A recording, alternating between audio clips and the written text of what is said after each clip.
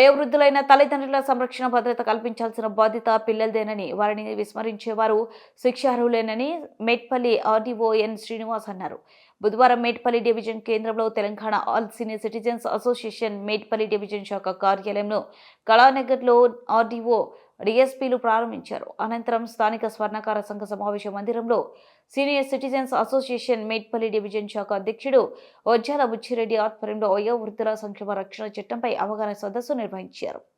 Association ముద్రించిన 2025 క్యాలెండర్ను RDO డీఎస్పీలు ఆవిష్కరించారు. Senior citizens గుర్తింపు కార్డులను ఆర్డీఓ డీఎస్పీలు పంపిణీ చేశారు. ఈ కార్యక్రమంలో ముఖ్య అతిథులుగా Medpalli RDO N Srinivas, DSP Ramulu, senior citizens రాష్ట్ర కార్యదర్శి హరి అశోక్ కుమార్లు హాజరయ్యారు.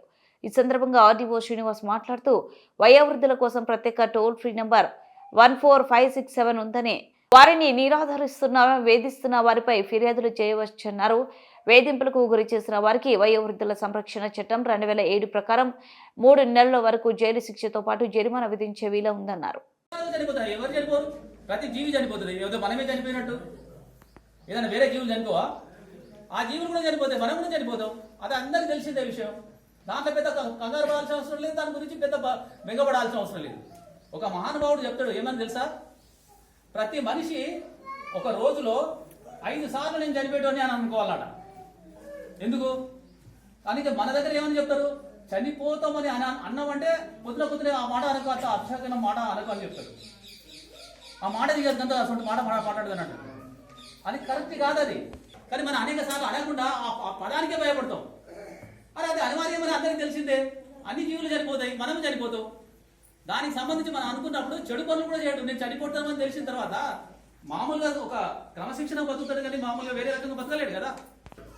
లేకుంటే ఆ చావు ఎప్పుడో వస్తాం కావచ్చు, కానీ ఆ చావు కొరకు ఆలోచించుకుంటే చనిపోయిన సమానం శవం లేక బతుకుతుంటాం. ఆ రకంగా బతకూడదు. ఉన్నన్ని రోజు ధైర్యంగా బతకాలి, ఉన్నన్ని రోజు అందరితోనే మంచిగా నవ్వుకుంటా మంచిగా ఆనందంగా బతకాలి. అందుకే ఇప్పుడైనా మీరు అనుకుంటున్నారా? ఇప్పుడైనా మీకు తెలిసిందా?